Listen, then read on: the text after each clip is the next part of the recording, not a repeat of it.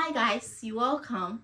I'm super excited today. Do you know why? Because I passed my dvsa theory exam on the first try. Oh my goodness. I scored 47 out of 50 for the multiple choice and 61 out of 75 for the hazard perception. And it said, congratulations, you've passed your car theory exam. Yay! So yeah, that's what the dvsa theory exam is about. If you want to get your UK driver's full license, you have to pass the theory exam and pass a practical exam, and then you can get your license.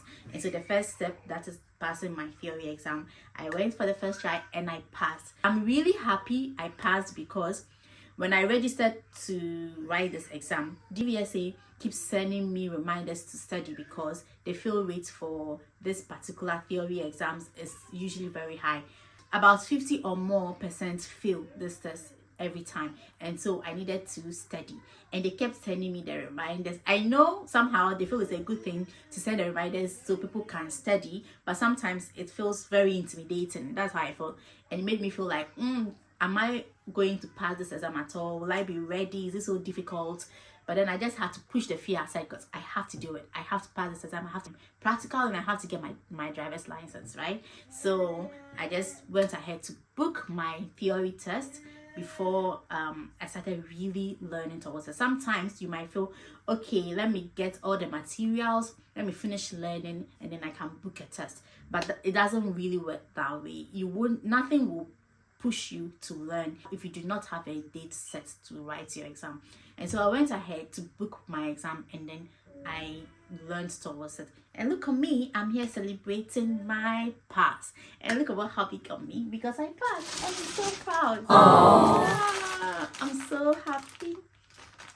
Yeah, I'm sure when I finally pass my practical, he's gonna get me a new car. Yeah. Yeah. So guys, actually it's not as easy to pass, but it's very easy to fail if you do not prepare for it. So the materials I used in preparing for this exam was the official dvsa theory app and some videos, some YouTube and TikTok videos that I watched that helped me prepare for this exam. And then it cost me about £5 to download this official app. I did not need to buy expensive courses here and there to prepare for the tests. If you feel like you need those courses, then maybe you can go in for it. But I also feel or think that the dvsa theory app is enough because they cover everything. They have 14 topics that they cover extensively. Each topic comes with its questions and practice, and then they have clips on hazard perception, and you do not need to go to any external site to pay and to practice over there. You can just practice on the app. Okay, that is where I did all my. They have about 34 videos that you can practice on, and I practiced all these 34 videos, and to amaze you that 2 of those videos that I practiced on this app actually came in my real test, and I'm sure they are one of the videos that I got the highest points on. Okay, so how did I study for this? What I did was, after I got the app, I made sure that I read every topic, 14 topics. I covered all the topics. Okay, and anytime I finish one topic, I made sure that I take an exam on that topic to make sure I understand before I move to the next one. And after taking exam on that topic, if I got some wrong after the exam, I make sure that I go back and answer questions on those ones that I got wrong, so that at least I know I have 100% accuracy for that topic. Okay, and then I move to the next topic, and then I move to the next topic. Then when I'm done with all the topics and all the questions on those topics, I then do mock tests. Okay, they have mock tests on the app too. You can do as many mock tests as you want. I go and I try my hands on the questions. The interesting part is every question has its explanation. Even if you are correct, they still give you some explanations so you understand why you are correct, and if you are wrong, they give you explanation to understand why you are wrong and why the other answer is the preferred answer. Okay, so it's so easy to learn with the app. And then with the hazard perception, what makes it very, very, very easy for you to fail is if you miss. There is a score bracket if you see a hazard. Okay, and if you miss that bracket, you are scoring 0. If you click very early before the score bracket 0, and if you click very late before the scoring bracket, you end the 0. To pass, you need a score of 43 for the multiple choice questions to pass and 44 for the hazard perception. So in the real test, you get 50 questions and then 57 minutes to finish all those 50 multiple choice questions. And then you have 14 videos of the hazard perception, and you have 20 minutes to finish the hazard perception clips or videos. Okay, so it's not about even if you have seen the bracket, it's about if you are scoring within the scoring window of that clip. And so you really need to take a lot of practice.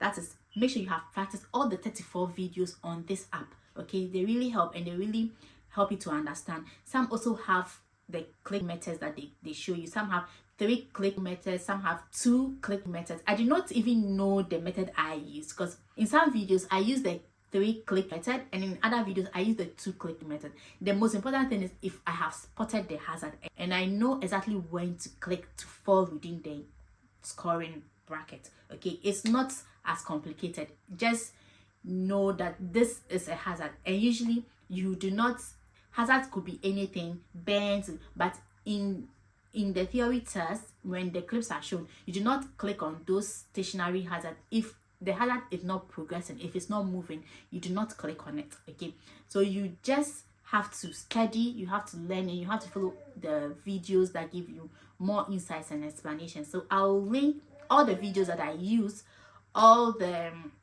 YouTube channels that I use to learn or to study towards my exam. I'll leave them in the description, and I also leave the app in the description if you would want to take a look. I especially love to listen to Annie Winterberg. I've forgotten her name really. One of the videos that one of the channels that I really used to study for my, she gives excellent explanations, and she gives you rhymes, she gives you how to remember things, and one of it actually came in my test about gears. Okay, and I just remember she said everything lower, only higher on ice. And then when I saw the question, I just had to repeat that to myself, and then I used that method to answer the question. And I'm sure it's also part of the reason why I was able to easily pass. And somehow when I came out, I didn't really I was not so confident because of the hazard perception, because you wouldn't really be sure if you really got the hazard where you were supposed to get it or not. And so that was my confliction point. Okay, and so I was not really 100% sure that I was going to pass. And so when I saw my video, I don't know if you watched my live, you see how excited I was in the washroom. Funny enough, there was someone there that I didn't even notice. I was jumping, I was happy, I was recording myself, and there was someone there I didn't even notice. That was funny. Yeah, and so I also utilized all the time. I didn't see any point in rushing to finish my test.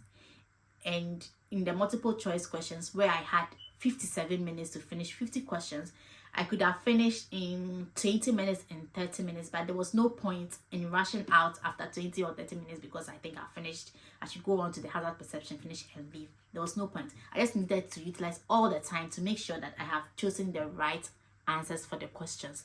And so when I was answering my multiple choice questions, there's an option where you can flag any question that you think you do not understand. But before I even flag the question, I make sure I answer the question before I flag it, just in case I do not get the chance to revisit. I have already answered. Okay, but then after answering, if I'm not too sure about my answer, I would flag the question. And then when I finished all the questions, I went back to all the flagged questions to re-answer them. And when I finished all that, I went back to start again to review all my answers for all the questions. And surprisingly, some of the answers that I even chose, I realized didn't best suit the question, and so I had to change some. So sometimes you just need to revisit, reread, and re-understand what you have chosen for which question.